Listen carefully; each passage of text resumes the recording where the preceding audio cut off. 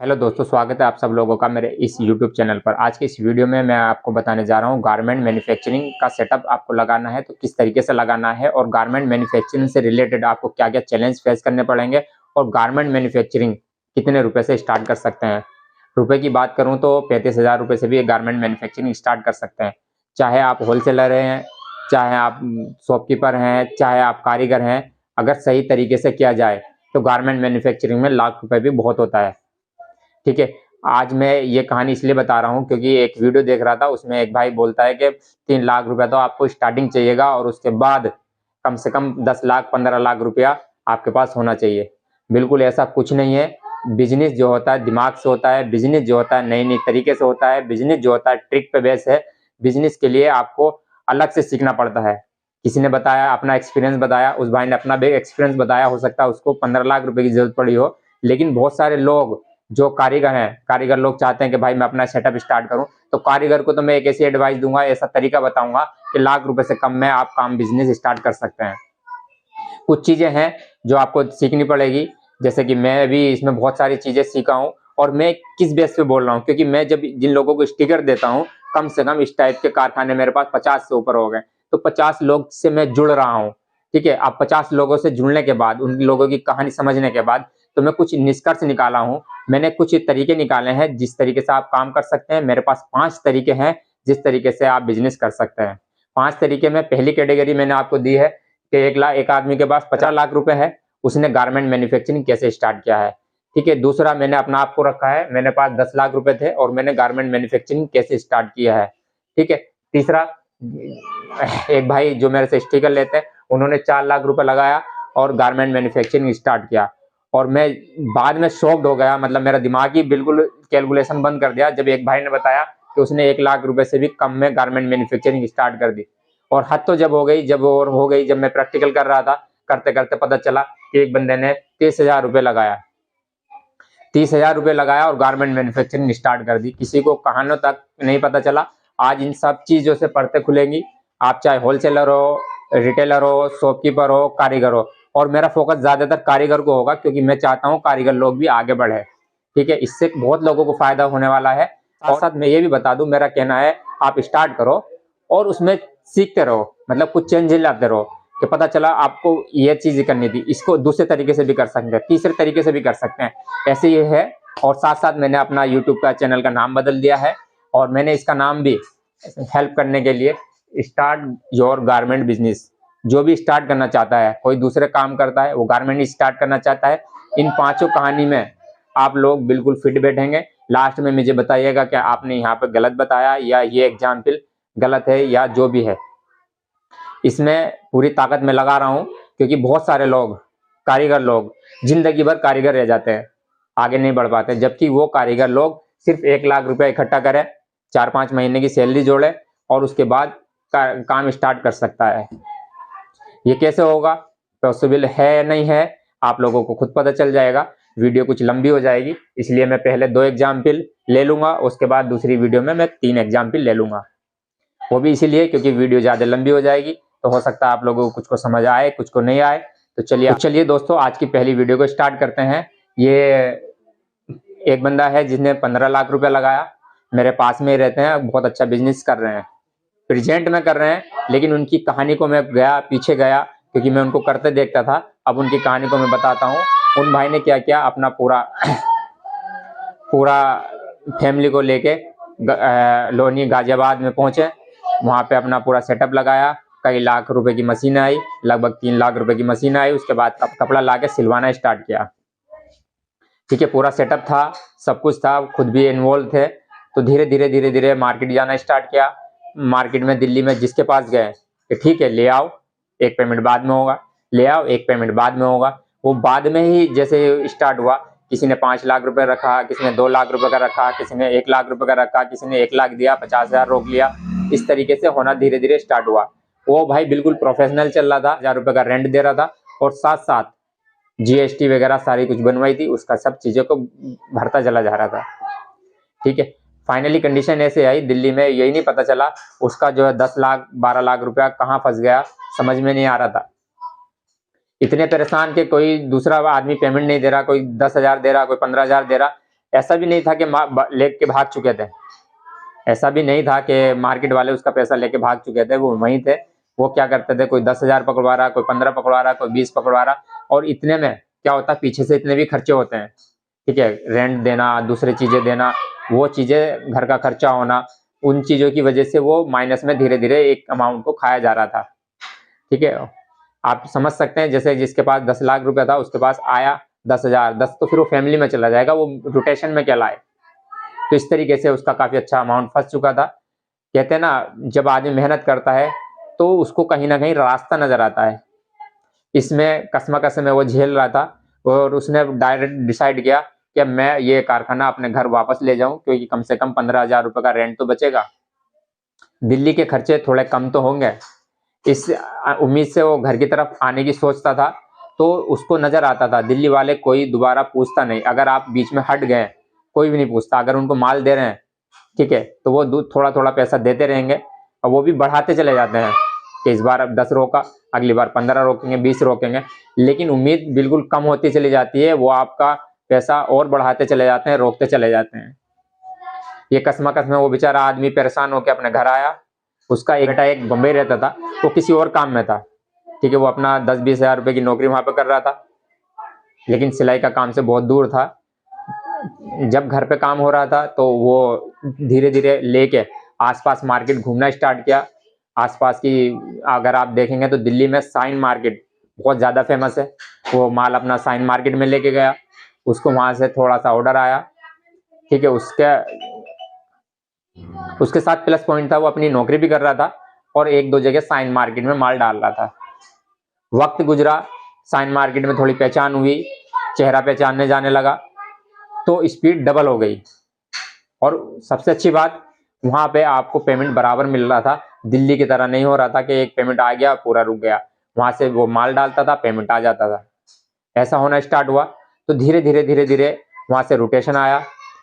तो उसके बाद उस भाई को इतना कॉन्फिडेंस आ गया कि वो साइन मार्केट में 70,000 रुपए की दुकान लेके बैठा, अपना माल अपना आपने बेचा और चांदी हो गई। अभी तक तो किसी और से के पास डाल रहा था, 10 रुपए पे 5 रुपए पे काम कर रहा था। जब से वो अपना लेके और अपना बनाया, घर पे बनाया, फादर वगैरह ने बनाया और खुद ने बेचा, उधर अपने भाई को भी वहां बुला लिया दुकान करतों के साथ ही, और वो खुद ने बेचना स्टार्ट किया। तो उसकी वहां से लॉटरी लग गई, बहुत ज्यादा चांदी हो गई। इस केस में यह दो चीजें सबक आपको मैं दूंगा। एक तो लोकेशन आपकी सही हो, यानी कि जो आपको माल ले रहा है वो वापस पैसा देने वाला हो। दूसरा, अगर आप अपना माल अपना बेचते हैं, अपना माल अपना बेचते हैं, तो आप सक्सेस हैं। तो इसमें मैं सिर्फ इतना ही कहूँगा, इसकी कहानी में बस इतना ही है, क्योंकि एक बार को ऐसा हो गया था कि बिल्कुल हालात बिल्कुल बद से बदतर थे, सारा माल दिल्ली में फंस चुका था, लेकिन गलत जगह वर्क कर रहे थे। उनको समझना चाहिए था कि इतने बड़े तालाब में उधार के साथ खेल रहे हैं, तो ये 10 लाख 15 लाख भी कम पड़ेंगे। तो जो लोग इस तरीका करना चाहते हैं तो 15 लाख में जा सकते हैं। अब मैं दूसरी कहानी बताता हूँ। अब तो दूसरी कहानी में मैं 10 लाख रुपए के साथ मार्केट में उतरा था। तो मैंने सीधा, मेरे को कुछ आइडिया थे, कुछ आसपास की कहानी से इंस्पायर था, भाई वगैरह बिजनेस करते थे, तो मैं दिल्ली की कहानियां जानता था, क्योंकि मेरे भाई के साथ भी ऐसा हुआ था। एक भाई ने पूरी जैकेट की गाड़ी मंगा ली थी और लास्ट में 7,40,000 ऐसे ही कुछ अमाउंट था, तो 7 लाख तो दे दिया था, ऊपर का 40,000 रोक लिया था, यानी कि जो मजदूरी होती है वही रुक जाती है, तो बहुत दिल दुखता है। तो बहुत सारी कहानी से मैं इंस्पायर था, तो मैंने ये बोला था कि काम करेंगे और धीरे धीरे सुधार करेंगे, उसमें कुछ ना कुछ चेंजेस करेंगे, ठीक है। तो मैं पुरानी मशीनें लाया, तो मेरे को मशीनें बहुत सस्ती में मिल गई थी, लगभग 1 लाख रुपए के आसपास मिल गई थी, ठीक है। जैसे मुझे पता चला इस पे स्टिकर लगता है, तो मैं स्टिकर की मशीनें लाया, फिर से उसमें मैंने 1-1.5 लाख रुपए लगा दिया, ठीक है। मुझे किसी ने बताया नहीं था, तो मैंने जो डिजाइन बनाया वो डिजाइन मार्केट में चलता नहीं था, तो मैंने फिर से 1 लाख रुपए का जो माल बना के रख लिया। सबसे ज्यादा मुझे प्रॉब्लम आई मेरे कारीगरों से, क्योंकि कारीगर कहता था कि भाई ला के दो, हमें तो सीना है, अदरवाइज हम जा रहे हैं। कुछ कारीगर बीच में भाग भी गए थे, बोल रहे थे कि आप तो काम ही नहीं दे रहे हो, ठीक है। तो ये चीजें मेरे सामने आई, तो धीरे धीरे मुझे विश्वास था एक दिन ऐसा आएगा। यूट्यूब ऐसा प्लेटफॉर्म है, और मैं सभी से कहता हूँ यूट्यूब ऐसा प्लेटफॉर्म है और दुनिया में होने जा रहा है कि जो बिजनेस भी कनेक्ट करेगा, आपको नाम भी देगा, सब कुछ देगा। तो ये चीजें मुझे बिल्कुल क्लियर थी, मैं धीरे धीरे लगा रहा। तो मेरे पास स्टॉक हो गया लगभग 2-3 लाख रुपए का। मुझे फिर दिल्ली से कॉल आती है, वो 3 लाख रुपए का सारा माल मांग लेता है, तो मैं वहाँ गया नहीं। मेरा हाथ वहाँ सुन पड़ गया। मैं 2 दिन तक शॉक्ड, खुश हुआ अंदर से कि कहीं ना कहीं मेरा रिजल्ट आ गया, लेकिन अंदर से दुखी ये था, अगर ये 3 लाख 2 लाख रुपए मैंने उसको दे दिया, क्योंकि मेरा चला जाएगा तो इसमें प्रॉफिट मेरा 20,000 30,000 के आसपास है, और अगर मैं चला गया तो मैं 10 साल पीछे चला जाऊंगा, क्योंकि उधार का सीन ऐसे ही होता है। फिर मैंने उससे बात की तो वो भाई बोला बिल्कुल जीएसटी भी इसके साथ बिल लूंगा, और जैसे ही माल आएगा वैसे ही लूंगा। फिर भी पता नहीं मेरे अंदर से एक हिम्मत नहीं हुई, मैं परेशान हो गया। मैं कई लोगों से बोला, कई लोगों ने अपनी अपनी राय दी, तो फिर मुझे फाइनली अपना खुद का सोच, फाइनली मैंने उस भाई से बोला कि भाई जहाँ मेरी बस रुकती है वो शास्त्री पार्क एक जगह है, वहाँ पे जाके बस रुकती है, आप पैसा लेके वहाँ आ जाओ, माल के साथ मैं आपको दे दूंगा। क्योंकि मैं इन 2-3 चीज़ों से श्योर नहीं था। उसने मेरा माल नहीं देखा, सिर्फ पैसा का लेन देन किया, पैसा का कंपेयर किया कि कितने रुपए का है, माल नहीं देखा। माल की क्वालिटी में कोई भी डिफेक्ट निकाल सकता है, डिजाइन में कुछ निकाल सकता है, सिलाई में कुछ निकाल सकता है। इतना बड़ा अमाउंट इसके पास लेके जाऊं और ये कुछ ना कुछ गोली फिट कर सकता है। मेरे अंदर कॉन्फिडेंस नहीं था, हिम्मत नहीं थी, बहुत सारी चीजें कह लो मेरे साथ नहीं थी। तो मेरा पास इतना रिस्क नहीं था, क्योंकि मैं ये समझ चुका था कि दिल्ली में ऐसा होता है। मैं हाथ जोड़ के माफी मांगता हूँ दिल्ली वालों से, लेकिन दिल्ली वाले ऐसा करते हैं। आज भी किसी से डील होती है तो कुछ ना कुछ अमाउंट रुका हुआ होता है। तो मैंने उसको बुलाया बस के लिए, वो राजी नहीं था। उसने बोला कि तुझे बिजनेस करना है तो कर, नहीं करना तो मत कर। ठीक है, तो मैंने बोला कि भाई बिजनेस करना है तो तू कम अमाउंट का ले ले, मेरे को 50,000 में कोई फर्क नहीं पड़ेगा, 50 का ले ले। ठीक है, वो बोला इतने से क्या क्या करूंगा। मैंने कहा इतने से नहीं करूंगा तो मेरे पास इससे ज्यादा कैपेसिटी नहीं है। उसको मैंने लास्ट में क्लियरली बोल दिया कि मैं फर्स्ट टाइम डील करने जा रहा हूँ, अगर आपको लगता है तो आप शास्त्री पार्क आ जाओ। डील नहीं हुई तो फिर मैंने क्या किया, मैं हर चीज को दूसरा रास्ता ढूंढने की कोशिश करता हूँ, दूसरा तरीका ढूंढने की कोशिश करता हूँ। तो मैं बहुत लोग आसपास गया, कहीं से कोई बात नहीं बननी थी। लास्ट में मैंने अपनी टीम को बुलाया, 5-7 लोग मेरे पास काम कर रहे थे। मैं बोला भाई अगर जो भी इस पीस को, क्योंकि मार्केट में 140 रुपए का है, 120 रुपए का बेच सकता है तो बेच लो, और आप जो है कारीगर हो और आपको 20 रुपए यहीं से कमाई जाएंगे। अगर आप कर सकते हो तो कर लो, मेरी तरफ से कोई प्रॉब्लम नहीं, क्योंकि मुझे तो 120 रुपए का मार्केट में डालना है। अगर आप कोई भी डाल के आ सकते हो, कोई भी कर सकते हो, क्योंकि तुम लोगों के रिलेशन होते हैं। मैंने 7 लोगों से बोला, उनमें से 2-3 अंदर से मोटिवेट भी हुए, उनको अमाउंट का लालच भी नजर आया, बहुत सारी चीजें हुई, 1-2 ने कोशिश भी करी, लेकिन किसी को कुछ हाथ नहीं लगा।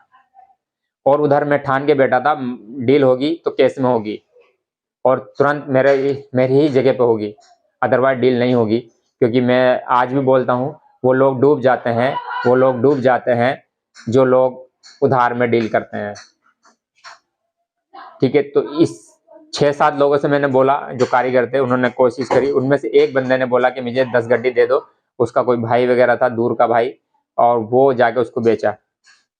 3-4 दिन बाद उसने वो चीजें डबल कर दी, बोला कि भाई 15 गड्डी दे दो।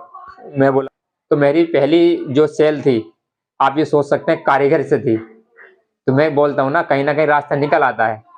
इतने में मुझे थोड़ा टाइम मिला, थोड़ा समझा, फिर मुझे दूर से कॉल आने लगी, क्योंकि दिल्ली से आ चुकी थी, तो मैं समझ चुका था कि कहीं ना कहीं मेरा पहिया घूमना स्टार्ट हो गया। ठीक है, तो इस तरीके से मेरा जो माल था, जो मैं 3-4 लाख रुपए का बना चुका था, और 1 लाख रुपए इसमें लगा चुका था, और दूसरा प्रिंटिंग बिजनेस में, और जो बैटरी वगैरह में सब में मेरा टोटल 10 लाख रुपए लगा था। बाकी ऐसा कुछ नहीं था, थोड़ा टाइम लगा और मैं पटरी पे आ गया। और आज आप लोगों का इतना प्यार मिल रहा है कि मैं अपना खुद का बिजनेस को छोड़ के आप लोगों की हेल्प पे उतर आया हूँ, क्योंकि यहाँ पे भी बिजनेस है। मैं आप लोगों को क्लियर बोल रहा हूँ, मैं जो ये समाज सेवा कर रहा हूँ या जो भी आप इसको बोलें, उसमें भी बिजनेस है, क्योंकि यूट्यूब भी मुझे पैसा दे रहा है। और साथ साथ जो लोग सीखना चाहते हैं, जो लोग समझना चाहते हैं, कुछ लोग पैटर्न चाहते हैं, वो मेरे से ले रहे हैं। यानी कि फाइनली मैं आपको बोलूँगा मेरा कुछ ना कुछ प्रॉफिट हो रहा है। तो मेरी जो सोच है वो ये है कि 1000 जगह से कमाने से बेटर है एक जगह से कमा लो। तो मेरे को यहाँ भी मिल रहा है और आप लोगों का प्यार मिल रहा है, इसलिए मैं वीडियो भी बनाता जाता हूँ। और जिसको पैटर्न चाहिए मैं उसको पैटर्न दे देता हूँ। कहीं ना कहीं इंडिया से, पूरे इंडिया से एक आदमी की कॉल आ जाती है, पैटर्न बिक जाता है।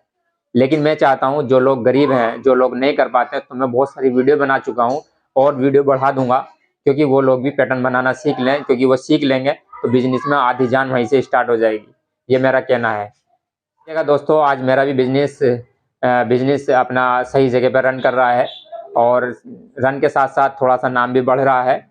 ये सब आप लोगों की प्यार की वजह से हुआ है, आप लोगों के उससे हुआ है। तो आप बड़ी कैटेगरी को तो छोड़ दीजिए, जो टर्न आएगा जिसमें कहानी मेन है वो ये है, जो लोग कम वाले हैं, जो लोग कम से बिजनेस स्टार्ट करना चाहते हैं वो कर सकते हैं। 1 लाख से भी कैसे करेंगे, बिल्कुल ऐसी ट्रिक और ऐसा किया है। एक भाई ने जो मेरे से स्टिकर ले रहा है उसने बिल्कुल ऐसा किया है। और लास्ट वाली तो मैं एग्जाम्पल भी दे दूं, कपड़ा लेके और बनवाता है और मार्केट में जाके अपना आप भी बेच देता है। तो ये भी मैन्युफैक्चरिंग का काम कर रहा है और ये बंदा भी बहुत अच्छा कर रहा है। और बाकी पूरी चीज़ें आपको पूरी वीडियो में मिलेगी। तो चलिएगा दोस्तों, मिलते हैं अगली वीडियो में। Thank you so much.